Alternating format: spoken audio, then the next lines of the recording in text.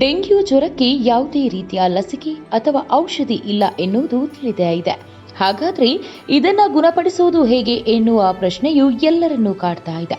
ದೇಹದ ತಾಪಮಾನ ಕಡಿಮೆ ಮಾಡಿಕೊಂಡು ಪ್ಲೇಟ್ಲೆಟ್ ಹೆಚ್ಚು ಮಾಡುವಂತಹ ಔಷಧಿ ಸೇವನೆ ಮಾಡಿದರೆ ಆಗ ಡೆಂಗ್ಯೂ ಜ್ವರವನ್ನು ಗುಣಪಡಿಸಬಹುದು. ಇದರಿಂದ ಪ್ರಾಣಕ್ಕೆ ಹಾನಿಯಾಗುವ ಸಂಭವ ಕಡಿಮೆ ಇದ್ದರೂ ಪ್ಲೇಟ್ಲೆಟ್ ಕಡಿಮೆಯಾಗುವ ಕಾರಣದಿಂದಾಗಿ ಆಸ್ಪತ್ರೆಗೆ ದಾಖಲಾಗಬೇಕಾಗುತ್ತದೆ. ಡೆಂಗ್ಯೂ ಜ್ವರದ ವೇಳೆ ಪ್ಲೇಟ್ಲೆಟ್ ಕಡಿಮೆ ಆಗುವುದು ದೊಡ್ಡ ಸಮಸ್ಯೆ. ಹೀಗಾಗಿ ಇದನ್ನು ನಿರ್ವಹಿಸಲು ಪ್ಲೇಟ್ಲೆಟ್ ಏರಿಕೆ ಮಾಡುವ ದ್ರವ ಆಹಾರಗಳಾಗಿರುವ ಎಳನೀರು, ದಾಳಿಂಬೆ ಮತ್ತು ಕ್ಯಾನ್ಬೆರಿ ಜ್ಯೂಸ್ ಸೇವಿಸಬೇಕು.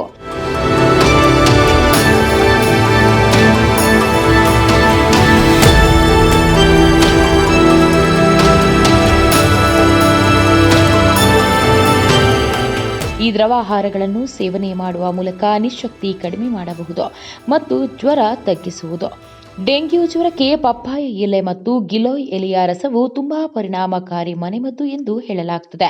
ಹಸಿವು ಕಡಿಮೆಯಾಗಿರುವ ಕಾರಣದಿಂದಾಗಿ ಸುಲಭವಾಗಿ ಜೀರ್ಣವಾಗುವಂತಹ ಪೋಷಕಾಂಶಗಳು ಇರುವ ಆಹಾರ ಸೇವನೆ ಮಾಡಿದರೆ ಒಳ್ಳೆಯದು.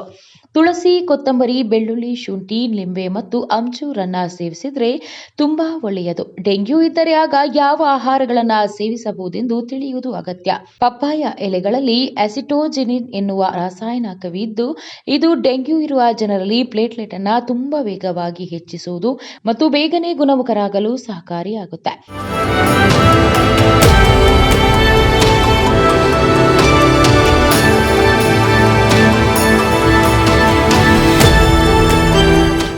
ಪಪ್ಪಾಯ ಎಲೆಗಳಲ್ಲಿ ಹಲವಾರು ನೈಸರ್ಗಿಕ ಸಸ್ಯಜನ್ಯ ಅಂಶಗಳಾಗಿರುವಂತಹ ಫ್ಲಾವನಾಯ್ಡ್ ಮತ್ತು ಕ್ಲಾರೋಟಿನ್ಗಳಿದ್ದು ಇದು ಉರಿಯೂತ ಶಮನಕಾರಿ ಮತ್ತು ಆಂಟಿ ಆಕ್ಸಿಡೆಂಟ್ ಆಗಿದೆ. 4ರಿಂದ 5ರಷ್ಟು ಪಪ್ಪಾಯ ಎಲೆಗಳನ್ನು ನೀರಿನಲ್ಲಿ ಕುದಿಸಿ ಅದರ ಕಷಾಯ ಮಾಡಿಕೊಂಡು ಬೆಳಿಗ್ಗೆ ಮತ್ತು ಸಂಜೆ ವೇಳೆ 1 ಕಪ್ನಂತೆ ಕುಡಿಯಬಹುದು. ಗೋಧಿ ಹುಲ್ಲು ನೈಸರ್ಗಿಕ ರೀತಿಯಿಂದ ಪ್ಲೇಟ್ಲೆಟ್ ಘನತೆಯನ್ನು ಹೆಚ್ಚು ಮಾಡುವುದೆಂದು ಅಂತಾರಾಷ್ಟ್ರೀಯ ಮಟ್ಟದ ಅಧ್ಯಯನಗಳು ಹೇಳಿವೆ. 1 ಕಪ್ ಗೋಧಿ ಹುಲ್ಲಿನ ರಸಕ್ಕೆ ಸ್ವಲ್ಪ ಲಿಂಬೆ ಹಚ್ಚಿಕೊಂಡು ಸೇವನೆ ಮಾಡಿದರೆ ಆಗ ಖಂಡಿತವಾಗಿಯೂ ಇದರಿಂದ ಲಾಭ ಸಿಗಲಿದೆ.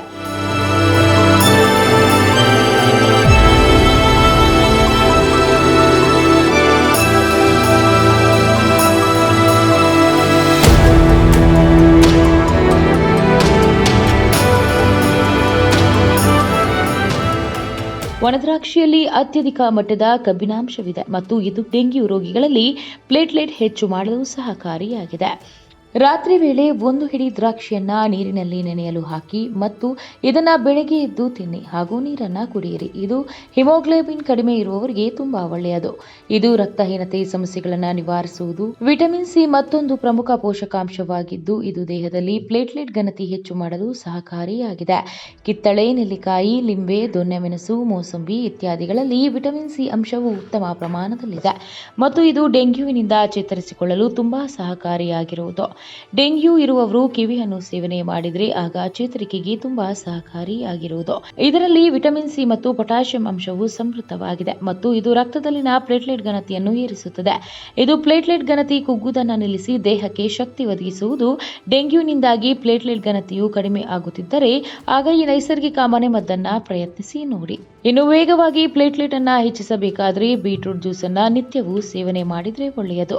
ಬೀಟ್ರೂಟ್ ಅನ್ನು ನಿತ್ಯವೂ ಸಲಾಡ್ ಮತ್ತು ಸೂಪ್ನಲ್ಲಿ ಬಳಕೆ ಮಾಡಿದರೆ ಒಳ್ಳೆಯದು. ಡೆಂಗ್ಯೂವಿನಿಂದ ಬಳಲುತ್ತಿರುವವರಿಗೆ ದಾಳಿಂಬೆಯು ತುಂಬಾ ಪರಿಣಾಮಕಾರಿ ಆಹಾರವಾಗಿದೆ ಮತ್ತು ಇದು ಪ್ಲೇಟ್ಲೆಟ್ ಘನತೆ ಹೆಚ್ಚಿಸುವುದು ಮತ್ತು ಪ್ಲೇಟ್ಲೆಟ್ ಘನತೆ ಕಡಿಮೆ ಆಗುವುದನ್ನು ಇದು ತಪ್ಪಿಸುತ್ತದೆ. ದಾಳಿಂಬೆಯಲ್ಲಿ ಕಬ್ಬಿನಾಂಶವನ್ನು ಹೊಂದಿರುವುದು ಮಾತ್ರವಲ್ಲದೆ ಇದರಲ್ಲಿ ಆಂಟಿ ಆಕ್ಸಿಡೆಂಟ್ ಮತ್ತು ಪ್ರತಿರೋಧಕ ಶಕ್ತಿ ವೃದ್ಧಿಸುವ ಗುಣಗಳು ಇವೆ.